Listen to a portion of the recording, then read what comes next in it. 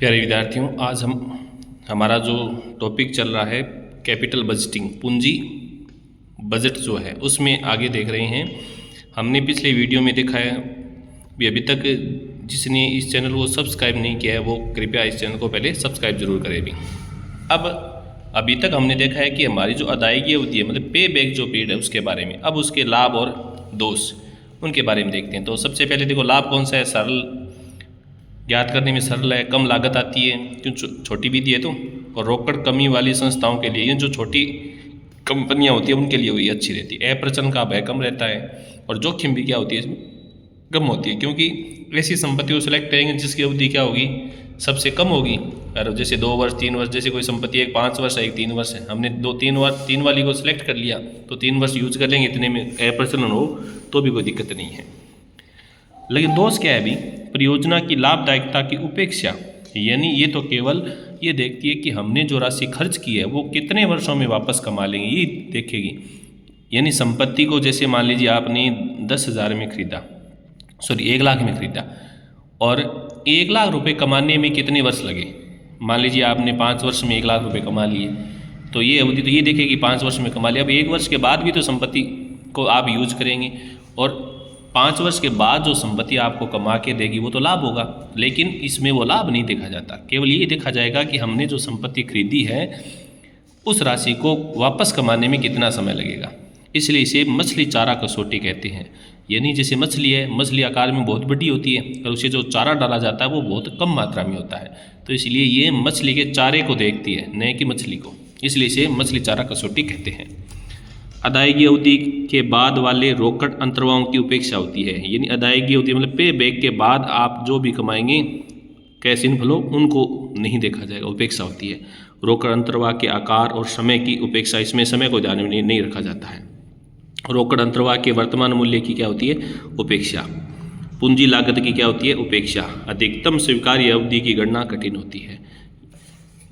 अब उसके बाद इस विधि में कुछ जो कमियाँ थी उसे इम्प्रूवमेंट इन पे बैक पीरियड मेथड में, अदायगी अवधि में सुधार करने के लिए हमने एक नई विधि लेके आए। जैसे अदायगी अवधि विधि की कमियों को दूर करने के लिए उस विधि का क्या नाम है? अदायगी अवधि के पश्चात लाभदायिता या प्रदत्ता। जैसे पोस्ट पे बैक प्रॉफिटेबिलिटी, इसका सूत्र क्या है? Total cash inflow minus initial investment. अथवा इस प्रकार भी ज्ञात कर सकते हैं, जैसे टोटल लाइफ कितनी है। जैसे मान लीजिए टोटल लाइफ है कोई मशीन की 7 वर्ष, और आपने पे बैक जो पे किया वो कितने वर्षों में कमा लिया? 5 वर्षों में। तो 7 वर्ष टोटल लाइफ है, 5 वर्ष पे बैक हो गया, तो 2 वर्ष जो एक्स्ट्रा है वो मशीन हमें कमा के देगी, वो हमारे लिए क्या होगा? Profit into annual cash inflow, यानी हर वर्ष कितने कमा के देगी। बेल आउट अदायगी अवधि, बेल आउट पे बैक पीरियड, रोकड़ प्रवाह और अवशिष्ट मूल्य दोनों को एक साथ लेना क्या होता है? बेल आउट अदायगी अवधि। अदायगी अवधि का व्युत्क्रम I/C इंटू प्रतिशत में ज्ञात करें, या फिर I/पे बैक पीरियड इंटू 100, इस प्रकार ज्ञात कर सकते हैं। फिर इसकी जो अन्य विधि है वो कौन सी है? औसत प्रत्याय दर विधि, जिसे ARR, average rate of return method कहते हैं। इसके अन्य कौन से नाम हैं? इसे लेखांकन प्रत्याय दर विधि कहते हैं, इसे असमायोजित प्रत्याय दर विधि कहते हैं, इसे विनियोग पर प्रत्याय दर विधि कहते हैं, इसे औसत प्रत्याय दर विधि, इन नामों से जाना जाता है। विनियोग प्रस्ताव की लाभप्रदता का माप करने के लिए, अब इसमें कौन सा सूत्र है ARR की? यदि आपने कर और आरास के पश्चात लाभ ले रखे हैं तब तो सूत्र ये लागू होगा। कौन सा? ARR, average annual income after tax and dep बट्टा एवरेज इन्वेस्टमेंट इंटू 100। अगर आपने वार्षिक रोकड़ अंतर्वाह मतलब कैश इनफ्लो ले रखा है तब क्या होगा? Average annual cash inflow minus dep होगा, और एवरेज इन्वेस्टमेंट इंटू 100। अगर आपने मूल लागत से इसका हल किया है तो सूत्र क्या होगा भाई? Average annual income after tax and dep बटा ओरिजिनल इन्वेस्टमेंट इंटू 100, क्योंकि मूल लागत लिया ओरिजिनल। एवरेज इन्वेस्टमेंट कैसे ज्ञात होगा? जो आप भाग में लिख रहे हैं ना, बट्टे में, तो इनिशियल इन्वेस्टमेंट प्लस सैलवेज इन स्क्रैप वैल्यू बट्टे 2। अब निर्णय डिसीजन क्या होगा अभी? मापदंड क्या होगा कि इस विधि को सिलेक्ट करना है या रिजेक्ट है।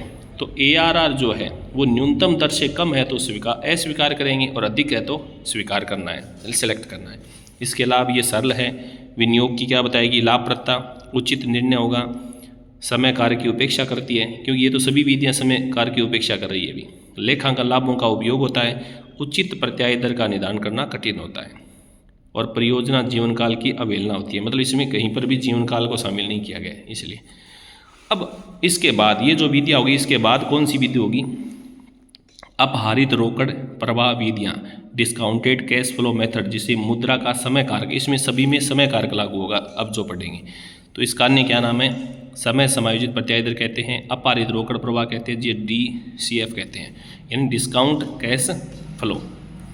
वर्तमान मूल्य ज्ञात करने की ये विधि मुख्यतः अपहारित यानी डिस्काउंटेड कहलाता है, जो चक्रवर्ती या भावी मूल्य विधि या विपरीत है, यानी रुपए की वर्तमान वैल्यू ज्ञात करती है ये विधि। अब देखो इसमें पहली जो विधि है कौन सी, जो समय कारक को ध्यान में रखती है, जो वर्तमान मूल्य को ध्यान में रखती है, जैसे शुद्ध वर्तमान मूल्य, नेट प्रेजेंट वैल्यू मेथड, विनियोजन प्रस्तावों के मूल्यांकन की सर्वोत्तम सर्वश्रेष्ठ विधि है इनमें। शुद्ध किसमें, ये जो प्रेजेंट वैल्यू मेथड है ना, उसमें वर्तमान मूल्य को जो ध्यान में रखती है। शुद्ध वर्तमान मूल्य की गणना रोकड़ अंतर्वाह मतलब कैश इनफ्लो के वर्तमान मूल्य के योग में रोकड़ बहिर्वाहों के वर्तमान मूल्य के योग को घटाकर किया जाता है, यानी जबकि अंतर्वाह बहिर्वाह की संख्या की पूंजी लागत के तुल्य बट्टा दर से कटौती की जाती है। ये इसका सूत्र है NPV, total present value minus initial investment.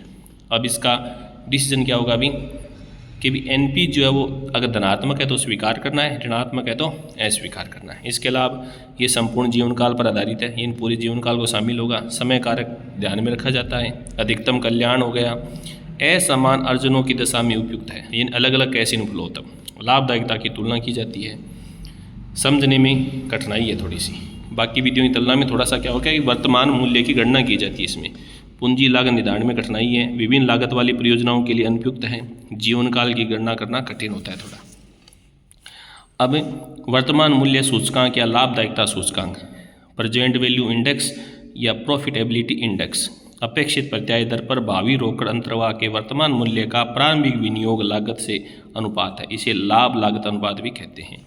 जिसे इसके दो सूत्र है भी total present value of cash inflow, total present value of cash outflow भाग देंगे, या फिर नेट प्रेजेंट वैल्यू बटा इनिशियल इन्वेस्टमेंट। लेकिन आपको ये ध्यान में रखना है इस सूत्र में तो अगर PI का मान 1 से अधिक होता है तो अस्वीकार, किससे कम होता है सॉरी, PI का मान 1 से कम होता है तो अस्वीकार और अधिक होता है तो स्वीकार।